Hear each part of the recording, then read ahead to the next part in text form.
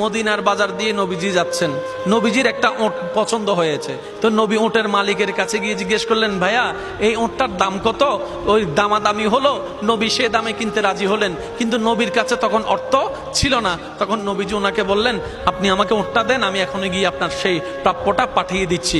ওঁটের মালিক ওনাকে ওঁটটা দিয়ে দিলেন। আশেপাশে যারা ওঁটের মালিক ছিল সবাই জিজ্ঞেস করতেছে, এই পাগলা, তুমি কি যাকে ওঁট দিয়েছো তাকে চিনো? বলে যে না। নাম জানো? বলে যে না। পরিচয় জানো? বলে যে না। ঠিকানা জানো? না। তো তুমি যে ওঁটটা দিয়ে দিলা, উনি যদি ওঁটের টাকাটা না ফাটায় তখন তো তুমি লসের মধ্যে চলে যাবা। সে ওঁটের মালিক বলে, এত সুন্দর নুরানি চেহারাওয়ালা কখনো বাটপার হতে পারে না, কখনো চিটার হতে পারে না, কখনো মিথ্যুক হতে পারে না। ওনার চেহারা দেখেই তো আমি ওঁট বিক্রি করার আগে মনটাই বিক্রি করে দিয়েছি, মনটাই বিক্রি করে দিয়েছি, মনটাই বিক্রি করে দিয়েছি। তোমরা যাই বলো, আমার মন বলে উনি আসবেই আসবে, টাকাটা পাঠাবে পাঠাবে। এই কথা বলতে না বলতে কিছুক্ষণ পরে নবীজির একজন সাহাবা এসে বলছেন, একটু আগে একজনে ওট নিয়ে গিয়েছেন, কাছ থেকে ওটের মালিকটাকে একটু দেখতে চাই। উনি বলে যে আমার থেকে। তো উনি বললেন, আমাদের নবী আপনার থেকে ওটটা নিয়ে গিয়েছেন, ধরেন ওটের টাকাটাও দিয়েছেন, আপনাদের খাবার জন্য কিছু খেজুরও হাদিয়া পাঠিয়েছেন, খেজুরও হাদিয়া পাঠিয়েছেন। ওই ওটের মালিক বলে, ভাইয়া টাকাটাও রাখেন, খেজুরটাও রাখেন, আগে আমাকে ওনার কাছে নিয়ে যান। আমি ওট বিক্রি করি নাই, আমার দিলটাই বিক্রি করে দিয়েছি। ওনার চেহারা মোবারক দেখে আমার মনটাই পাল্টাই গিয়েছে, আমি কালিমা পড়ে মুসলমান হয়ে যেতে রাজি আছি। সুবহান।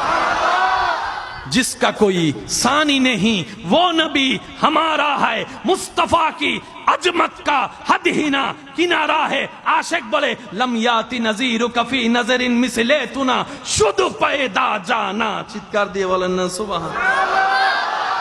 ওই নবীটা কাদের নবী? হয় নাই, সবার আওয়াজ বলেন, ওই নবীটা কাদের নবী? আমাদের কি ভাগ্য সে নবীর উম্মত হতে পেরেছে। আর একটু জোরে। প্রত্যেকটা বান্দাকে আল্লাহ জীবনে একবার সুযোগ দেয় দেয়, সে যে ধর্মেরই হোক, একবার সুযোগ আল্লাহ দিবেই দিবে, কিন্তু সুযোগটা কখন আসবে আল্লাহ জানায় না। তো সেজন্য ওয়াকুনু মা সাদিকিনের আয়াত আমল করতে হয়। আর একটু জোরে বলি না সুবহানাল্লাহ। ওয়াকুনু মা সাদিকিন আয়াতের উপর আমল করলে সুযোগটা যখনই আসবে আপনি সুযোগটা ধরতেও পারবেন, নিতেও পারবেন। কেউ হাসরের ময়দানে গিয়ে আল্লাহকে বলতে পারবে না, আল্লাহ তুমি আমাকে সুযোগ দাও নাই, এটা বলতে পারবে না। আল্লাহ পাক বলবে যে অমুক দিন এটা তোর সুযোগ দিছিলাম। আপনি তখন মনে মনে বলবেন, ও মাইলে ফিরে নাই তো নো বুঝি দেয়া না। কথা বলেন, কথা বলেন, কথা বলেন, ঠিক কিনা? আল্লাহ প্রত্যেক বান্দাকে জীবনে কয়বার সুযোগ দেয়? দিবে। হয়তো আপনার এসে চলে গিয়েছে, আর না হয় আসবে। একটু প্রস্তুত থাকেন। এটা ধরতে জানলে দুনিয়াও কামিয়াব, আখিরাতও কামিয়াব। যেমন বাইজিদ বুস্তামিকে আল্লাহ আপন করে নিতে চাচ্ছেন।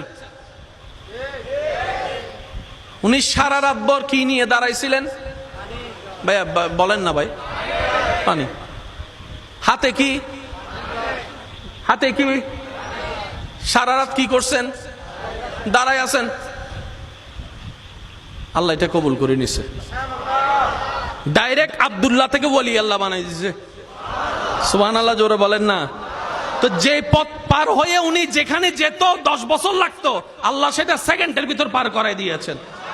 সেজন্য মা বাবার যখন সেবা করবেন নিয়ত এটাই রাখবেন, ও আল্লাহ এটা তোমার যেন পছন্দ হয়, এটার দ্বারা তুমি আমাকে কল্যাণ দান করো, এটার দ্বারা তুমি আমাকে জান্নাত দান করো। মা বাবা সেবা করার সময়, মা বাবাকে দেওয়ার সময়, মা বাবার উপকার করার সময়, বউকে দেওয়ার সময়, স্বামীকে দেওয়ার সময়, মানুষকে দেওয়ার সময় নিয়ত রাখবেন, আল্লাহ তোমাকে খুশি করতে চাই, তোমাকে রাজি করতে চাই, তোমাকে রাজি করতে চাই। সুবহানাল্লাহ বলেন না। তোমাকে রাজি করতে চাই, তোমার দেওয়া সম্পদ তোমার খুশির জন্য তোমার বান্দাকে দিচ্ছি, তোমাকে রাজি করার জন্য, তোমাকে খুশি করার জন্য।